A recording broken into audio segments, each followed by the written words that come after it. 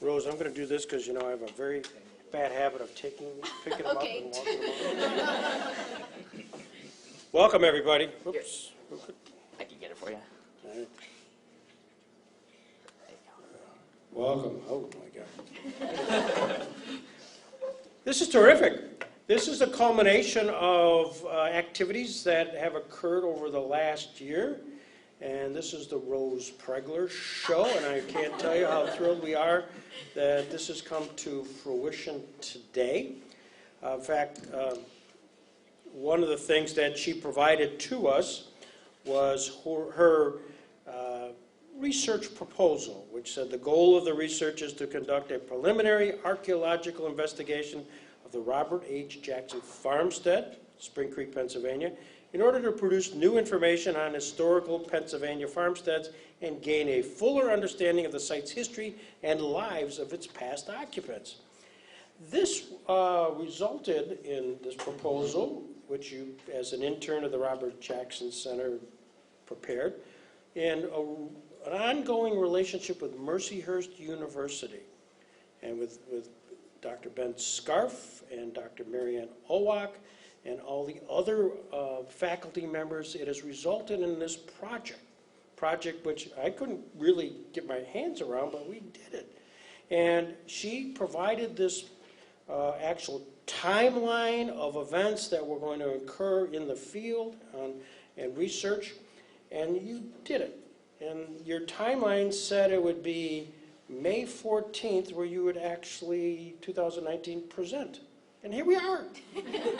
Here we are. Who knew? When you have these timelines and these aspirations, like a real estate closing, you never quite hit the mark, but you did. Fantastic. Well, let me just pause and just sort of put this into context. What we're doing is celebrating the homestead of Robert H. Jackson, born February 13th, 1892. I hesitate to even go much further in the biography of Robert Jackson because I have the biographer here, Professor John Barrett. I'm just so delighted you could join us, John.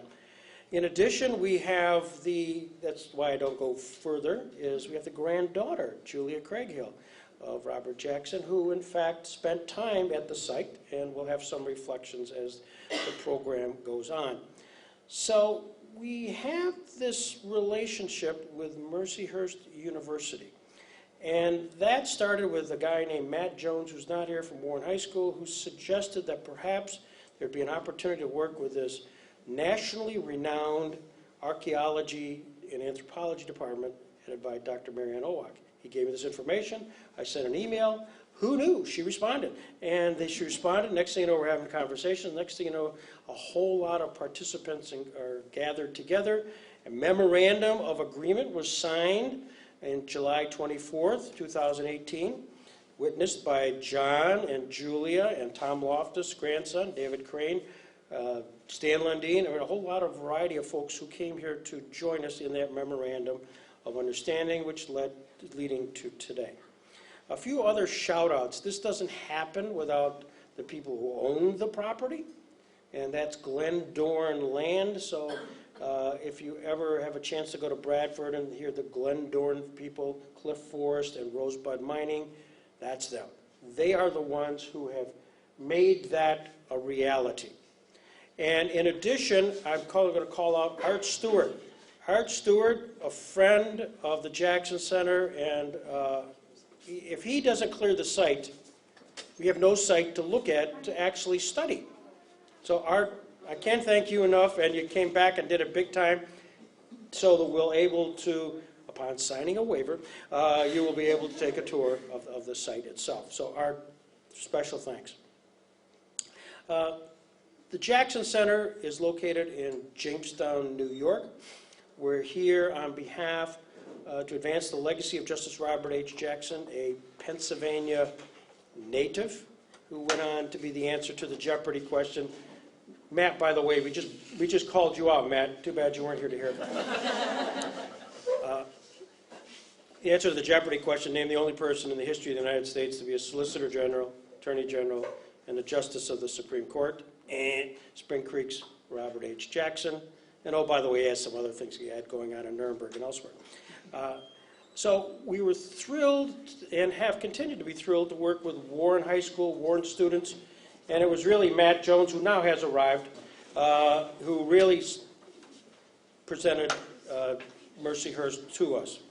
We've had an awful lot of ongoing activities which have supported this, and today is the day where we get the final report from Rose Pregler. And I know her family and friends and students are all here. I'm thrilled. This is a big day. And I also want to thank the Spring Creek Fire Hall for making this facility available.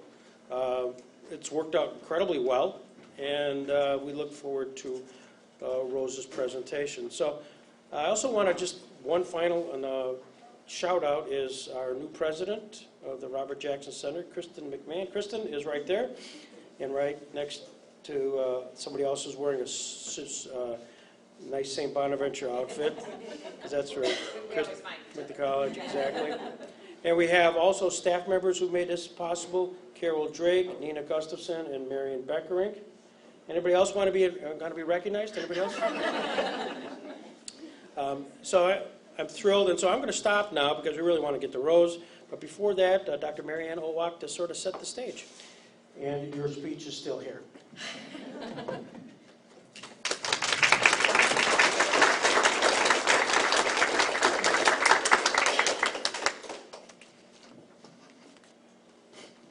Good morning, everyone. Can you hear me? Oh. Thank you all for coming. Thank you, Greg. On behalf of Mercyhurst University, I'd like to really offer our gratitude for the ability to participate in this project, to be involved with all of you, and to have the opportunity to work on this site, both through Rosie's project and for our upcoming field school this summer. So we really do thank you for the opportunity. It's been a wonderful experience for Rosie, and it's been, as partnerships go, really one for the history books. I really don't have much to say other than what you'll hear today from Rosie is a dual thing. We've been hearing a lot about the archaeology, but Rosie is also a dual history major, public history major. And so what you're really hearing today is the culmination not just of her archaeology presentation, but also her historical work on Robert H. Jackson and her work with the archives and with her interviews. And so you're really hearing a nice kind of collaboration here between the history department and the archaeology department, or the anthropology department.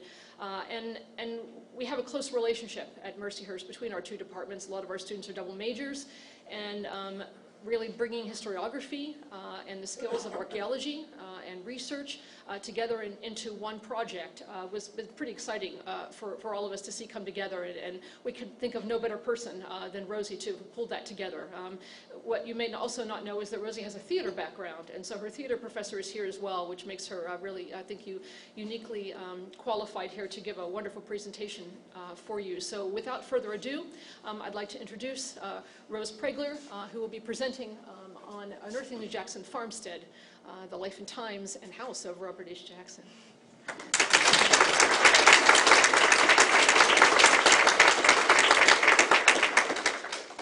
Again, thank you so much, everyone, for being here. My name is Rose Pregler, I guess professionally, but you can call me Rosie. Today I will be presenting primarily my public history senior thesis titled Unearthing the Jackson Farmstead. My archaeology thesis falls under a similar title.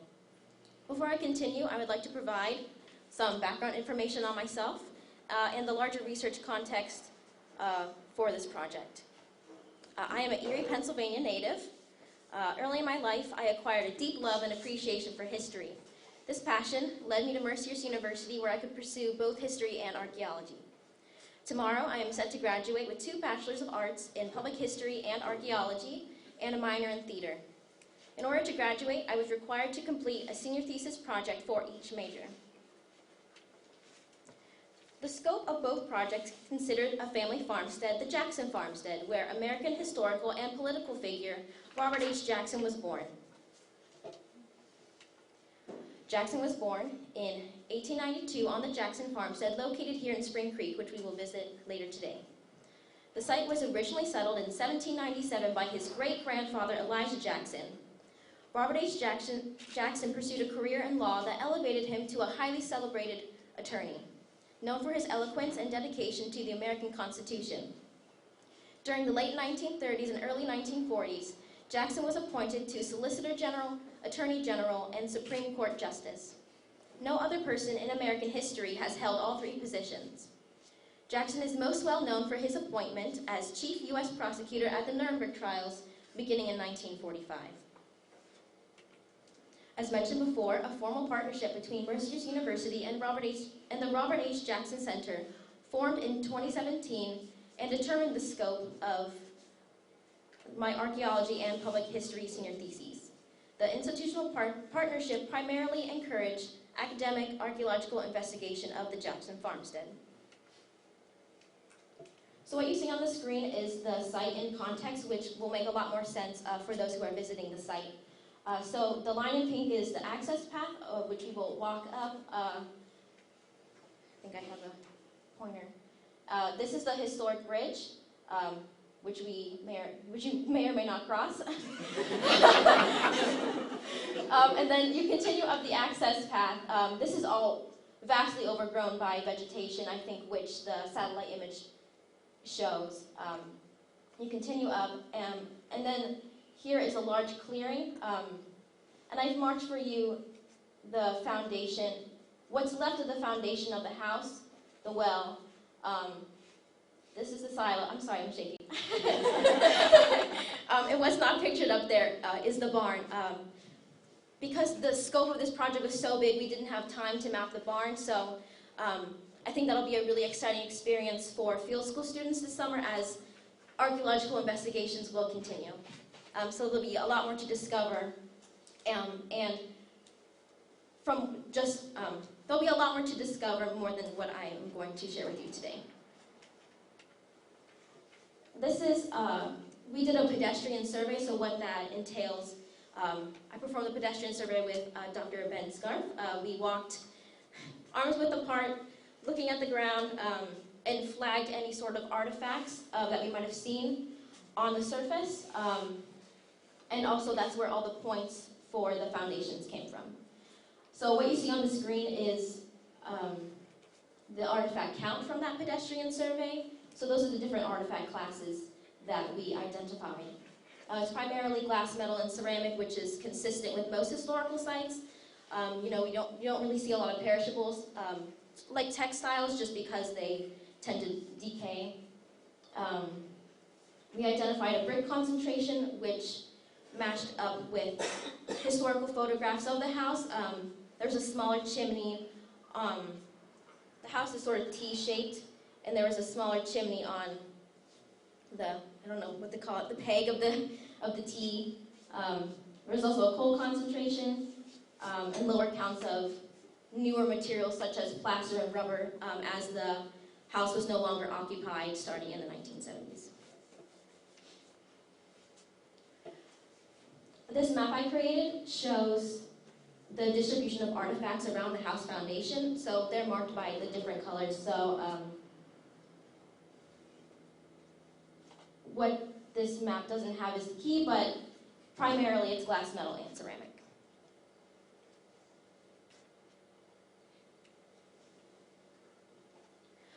So I wanted to include for you some photos of the artifacts that we found. This is a porcelain teapot spout. And you can tell that it's porcelain because when porcelain breaks and is embedded in the ground, at the breakage points, the ceramic itself isn't discolored by the soil. So that was a good indication. I think it has a lovely design.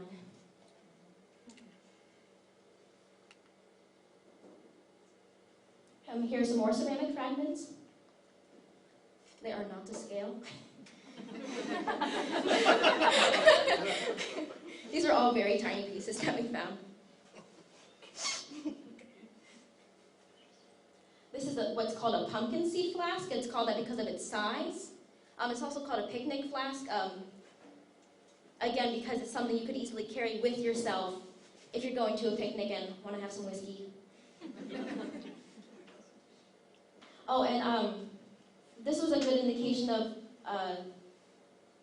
occupation between the late 19th century and the early 20th century, as pumpkin seed flasks were really only produced between 1890 and 1910.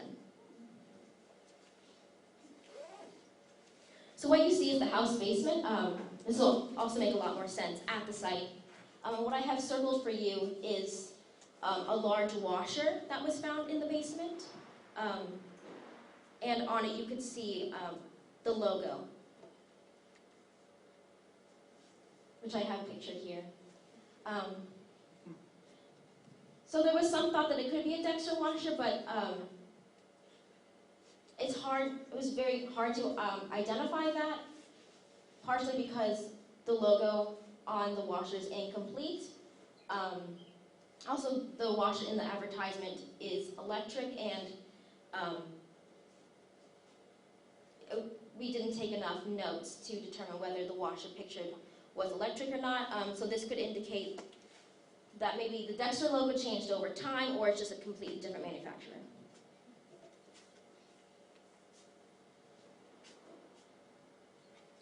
So the goal of my public history thesis was crafted, a complementary public history thesis was crafted with a goal to produce a historical narrative of the Jackson farmstead, as most knowledge of the farmstead resides in disparate Jackson biographies, regional histories, and oral histories.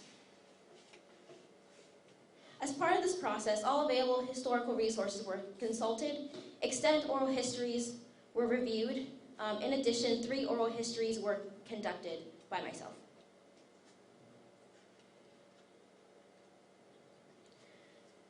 A paradox exists within the United States between increased American interest in heritage and apparent national ignorance of history. Henry Ford's infamous quote, "History is bunk," is often used to discredit history's relevance to modern society. If this quote is examined within appropriate context, we find that Ford sought to reveal the lack of social history and documentation of the past, as opposed to a total condemnation. Social history refers to that which documents the daily lives of average individuals like ourselves. The social history of rural working people in the Spring Creek area epitomizes the kind of underrepresented histories that have so often been the focus of post-1960s traditional and public history scholarship. Original investigation of the Jackson farmstead derived from a place of familial memory laid upon a foundation of small community identity.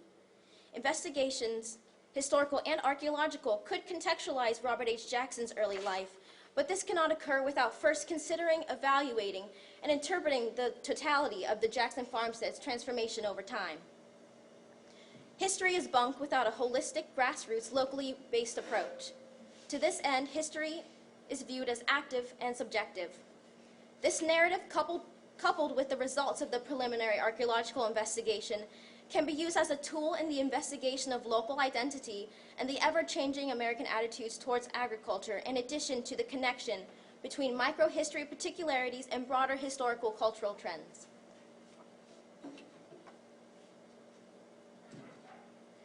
Historians use a variety of historical methods to investigate research topics and questions. Although research questions can vary between an examination of cause and effect, identification of a historical turning point, or examination of an insider's understanding of a historical event, all typically involve the use of primary and secondary sources. What constitutes primary sources is vast, but in brief, they include but are not limited to published documents, unpublished documents, oral documents, visual documents, landscapes, buildings, and artifacts. Oral history is a form of oral document, a non-transcribed package of information that has the power to teach something to others. This historical method came into prominence during the era of the new social history in America during the 1960s.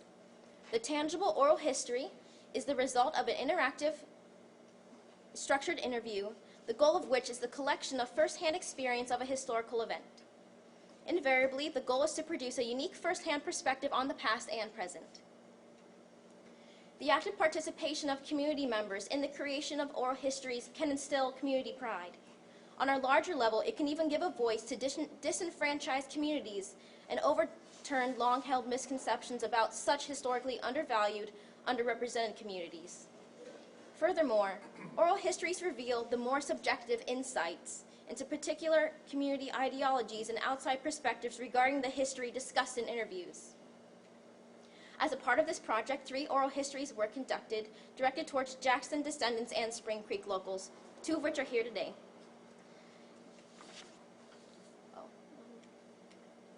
These, in addition to extant oral histories produced by Gregory L. Peterson, fleshed out historical records and archaeological investigations of the Jackson farmstead.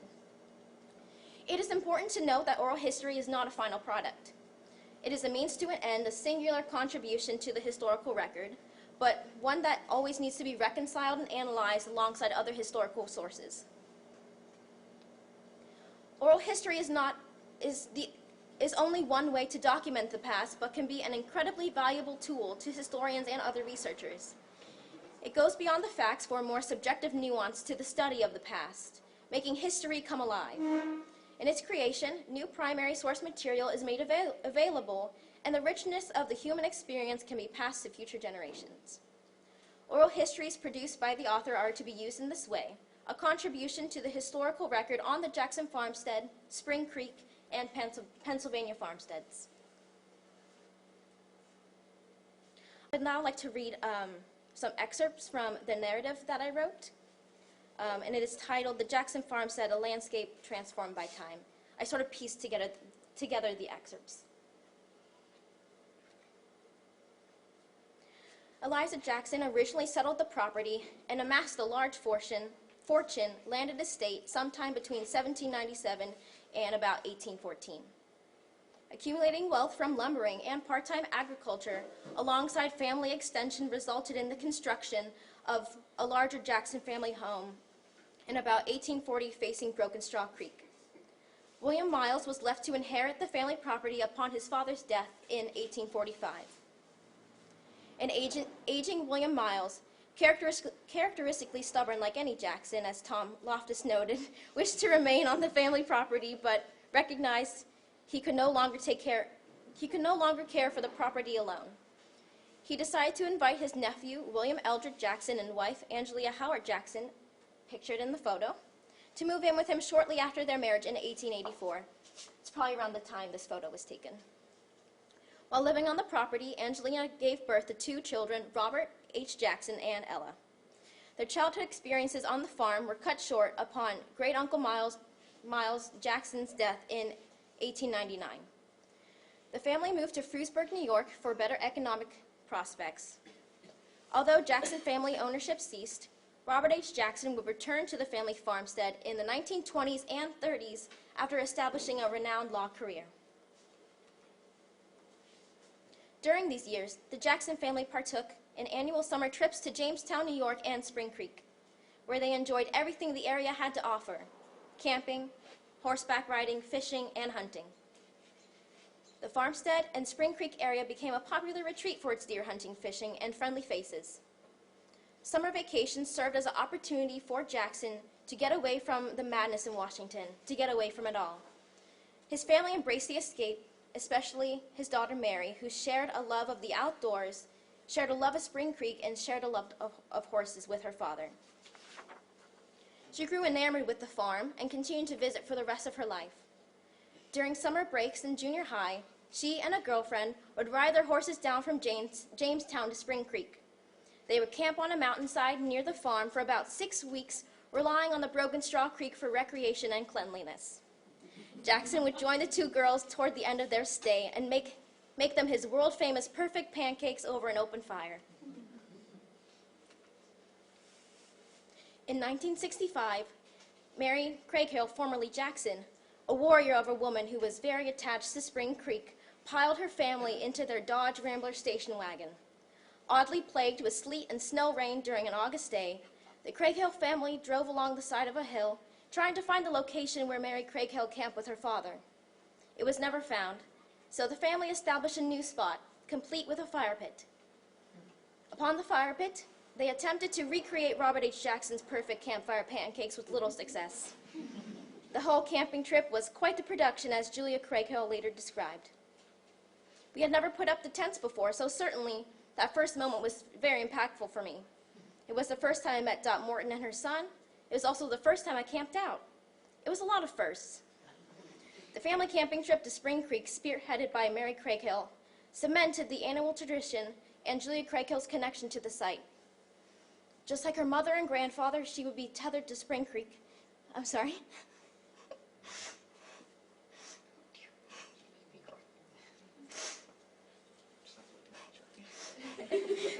first for me too. I'm overwhelmed.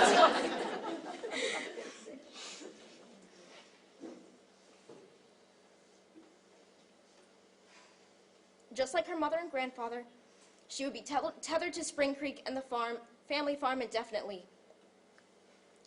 The declining condition of the house and barn in the 1960s made no difference to the local children who saw the farm as their playground. Through decay, the property maintained magical properties for exploration and recreational activities. This is where the theater training should come in.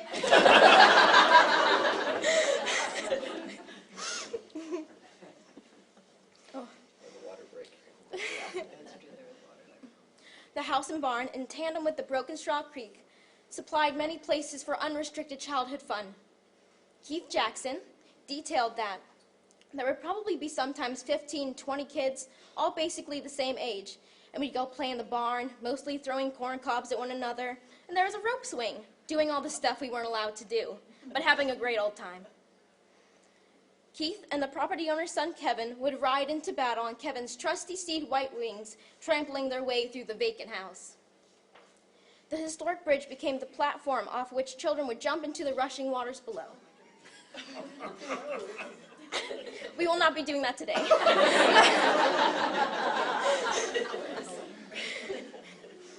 Excessive trespassing and vandalism, with the advice of attorney, convinced property owners in the 1970s to demolish the house and barn.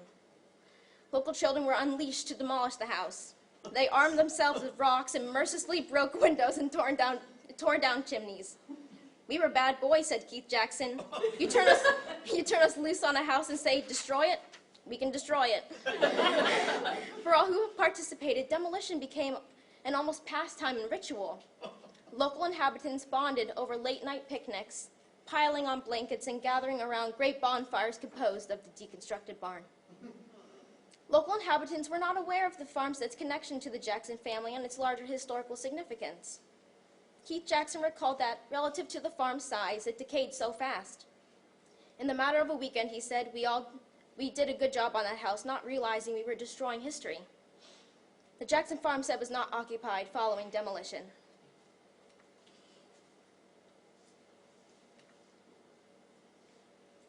The Jackson farmstead critically informs the identity of the Jackson family descendants and former property owners and occupants.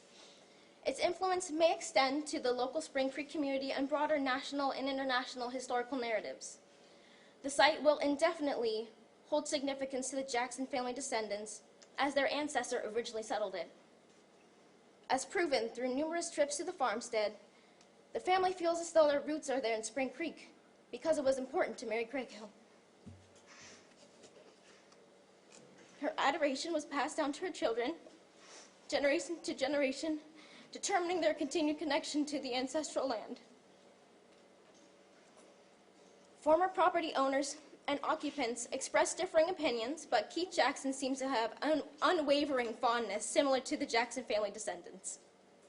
He feels a sense of stewardship for the history he once destroyed. What's amazing is that you feel so bad as a child you were here, and you actually helped to destroy some of this, when now you realize it should have been preserved and it should have been protected. In 1975, it would have taken nothing to preserve the site. Perhaps some of the other Spring Creek locals feel similarly, although this remains unrecorded. To connect the story of the Jackson farmstead to the daily lives of Spring Creek inhabitants, interweaving of Robert H. Jackson's life may be necessary. Julia Craighill identified, "There are people in Spring Creek that recognize that Jackson was an important person to come from Spring Creek. It was not family members, but other people who spearheaded the establishment of the historical marker. Interest in the legacy of Robert H. Jackson exists. It only requires encouragement to grow. Solidification of Robert H. Jackson's legacy in the region may cultivate local pride." Julia Craighill went on to explain that, "I think it's significant for Spring Creek that they know such a significant person came from their town." Tom Loftus agreed. It obviously is a remarkable story and can inspire other ordinary people like ourselves. Either way, those who are aware of the project expressed appreciation for interest in their local history and recognize its broader implications for long-term national significance. Historians will never be able to escape from Henry Ford's phrase, "History is bunk," but it is a constant reminder to incorporate social history within historical discourses. Local communities and other stakeholders cannot fully support historical or even archaeological investigation and documentation of a historical site if their lives are not considered a part of the narrative. This divide between stakeholder interest and academic research goals was actively avoided during the construction of this narrative. Instead, the relationship between the two was considered dialectical and utilized primarily through the conduction of oral histories. Stakeholders initiated research and felt inclined to extend the project by collaborating with collegiate historians and archaeologists. The author took those interests into consideration and oriented the research goal towards them. Previously, documentation on and stories about the Jackson Farmstead were scattered across institutions, personal collections, and mines. After endless hours of research and writing, what resulted was a fuller history of the site. Because the Jackson Farmstead has a richly layered history, continued historical and archaeological investigation is required. Of course, this is all dependent upon the continued support and interest of project stakeholders. The Jackson Farmstead has gone through extensive transformation from its time of initial occupation to site abandonment and to renewed use. Although its history and significance have been lost over time, interest in the site was recently revived. Some locals are already exhibiting sentiments of stewardship. Identity is a fabric that requires constant mending. For a scattered family, ties to their ancestral land binds them together. For a small rural community, a new thread may be woven into pre-existing local narratives. In the investigation of microhistories, seemingly desperate groups may come to realize their identities are inextricably intertwined. Proof of my research? Thank you.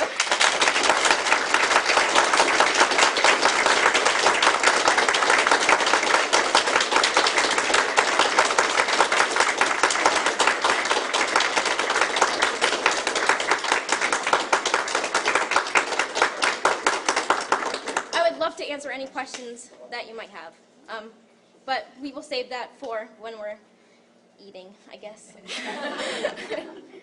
I believe Julia Craighill will now say a few words.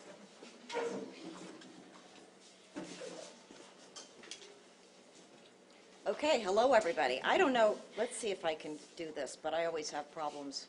Yeah, just talk. Just talk? No, it's on. It's on? Oh, I turned it off. Oh, I lied. That's my fault. But I always get that feedback. We cry together, we get feedback together. There it goes. Okay. Okay, I'll just keep it. So, thank you, Rose. You listened well and, really, I think, encapsulated a lot of the sentiment that we have as a family about Spring Creek really beautifully, and actually you carved into what I was going to say, which is merciful for all of you. It'll be a little bit shorter. So I want to start with the fact that I never met my grandfather. He died 3 years before I was born, and at an age when he was just 1 year older than I am now. I mean, a veritable spring chicken. So he accomplished, I look back on this, I look back on my life, and I think how much he accomplished in such a short amount of time. So even though I never met him, I can say one thing absolutely for certain. You can go to the bank with this. Robert H. Jackson loved Spring Creek. As Rosie said, it's a place he returned to throughout his life. Yet when they lived in Jamestown, as Rosie said, he would ride with his daughter over here, 2-day trek. They would stop in Sugar Grove, spend the night, and then come over Eldred Hill or Blue Eye. Those were the two routes my mother would describe to me riding. She described one eventful ride in a storm. I can't imagine a father doing this, but okay. With his daughter, lightning raining down on all sides. This was the reason she was perpetually afraid during storms. And it would ride alongside them down the power lines, these balls of electricity.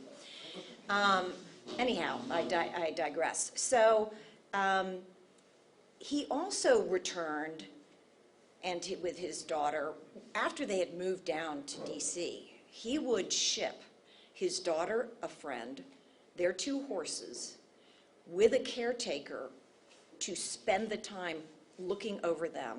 And they would go to that hillside on Jackson Hill of the Farmstead and camp out and have adventures.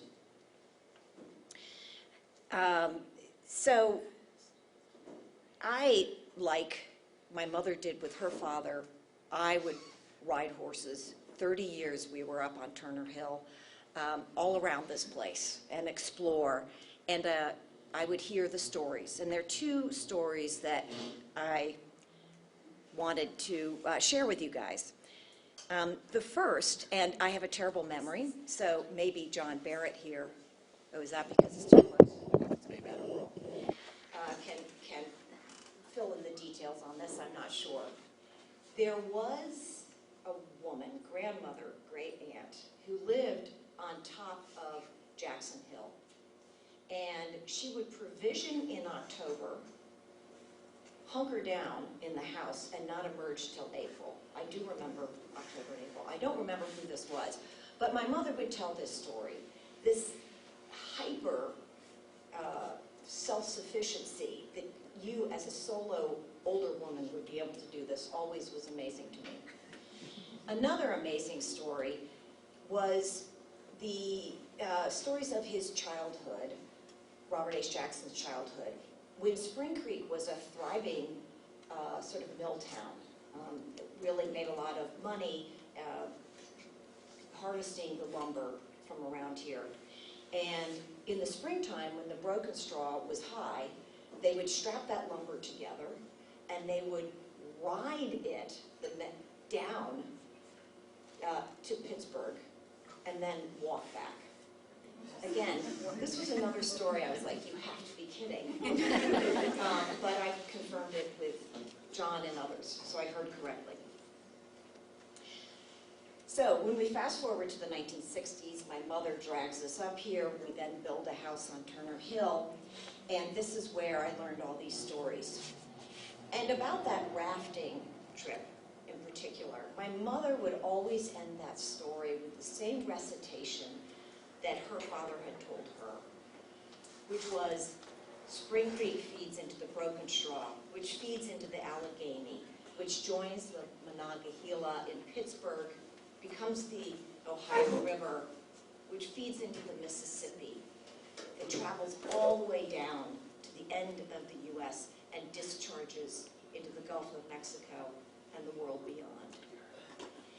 And this obviously was a concept, this byway from Spring Creek to the greater world was something that really captivated Robert H. Jackson as a young child. I think it captured his imagination.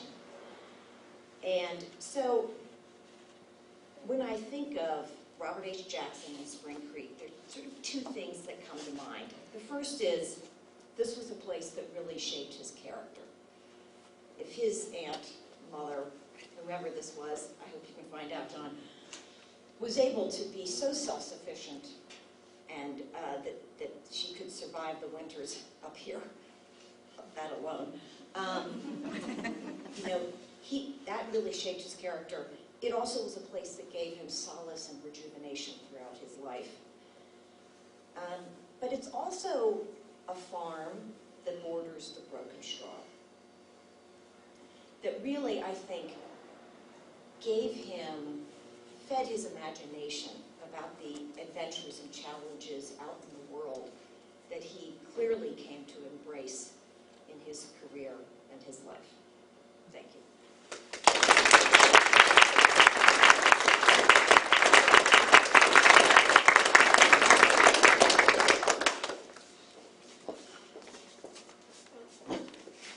Thank you all so much. This kind of brings to a close the formal presentation part of our our day today. I did want to just make a brief announcement about the tour. If anyone is interested in going up to see the Jackson Farmstead site, we will be asking you to fill out a waiver, liability waiver. We have the historic bridge is indeed a historic bridge, and so we want to make sure that everyone is protected. If anyone is having any kind of mobility issues or mobility balance issues, we might want to kind of think carefully about whether or not you want to make this trip. But we welcome everyone to the site, and we will be greeting you there and giving you a brief tour and showing you some of the things that you saw in the historic photos, and a little bit more of a visual on some of the maps that you also saw. So just before you're on your way over there, if you could fill those out and just leave those there for us. And I believe I am between you and Neil here, Greg. Actually, I want everybody to sign because we'll get your autograph and we'll put that on eBay. That's important for the underwriting of the Mercyhurst project.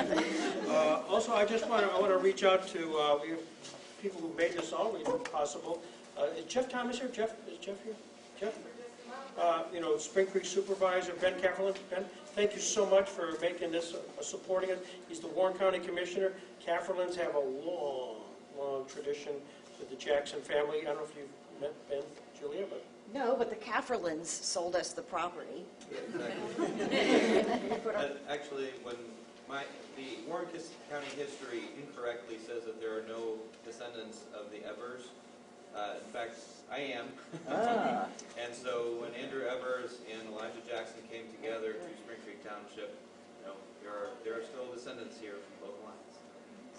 That's really cool. Nice to meet you, by the way. So Ben is not only supportive of us in a official capacity, but also in a private capacity underwriting event today. So I want to thank Ben so much for that. We have also board members who made extraordinary efforts to get out here today. Art Bailey, thank you very much. Peggy Morgan, making this all happen. John Barrett, Julia Craighill. Who else am I missing? But yeah, this has been terrific road. By the way, let me just publicly pause and thank you. You've spent some serious time ferreting through an awful lot of material that was just disparate. I mean, we just had files and files of stuff. You pulled it all together wonderfully, and we look forward to the opportunity that maybe this can find a booklet format. We'll talk about that, and so that it can be widely distributed for student effect. So I think we're at this point conclude, and please sign for those that are interested in taking the tour. It's well worth it. In case you're wondering, it's well worth the tour because Art Stewart's did a terrific job of just making the facility accessible. And I know I said it before, but I'll say it again for you, Art, and the crew. They spent 7 days out there. Not only, it was jungle. It was an absolute jungle to make it so it could have this project proceed. So thank you very much. So sign up and there'll be food shortly, right, Carol? Okay. Thank you very much for coming.